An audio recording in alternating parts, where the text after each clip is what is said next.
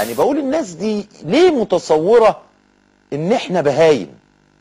ليه بتتعامل مع الشعب على انه بهايم، وبتتعامل معانا احنا كرجال اعلام وكمثقفين ان احنا بهايم؟ ليه؟ انا مش عارف. هم مخال اليهم، هم بس في حاجه هم نسيوها. هم تعاملوا مع الموضوع على انه جماعه الاخوان المسلمين الامر والطاعه. رئيس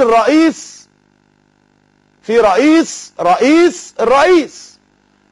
الرئيس الدكتور محمد بديع، نائب رئيس الرئيس المهندس خيرت الشاطر، رئيس الجمهوريه الدكتور مرسي. يعني الدكتور مرسي عنده 2 رؤساء قبله قالوا له بحكم احكام ما يسمى بجماعه الاخوان السمع والطاعه، الراجل سمع وطاع. مظبوط؟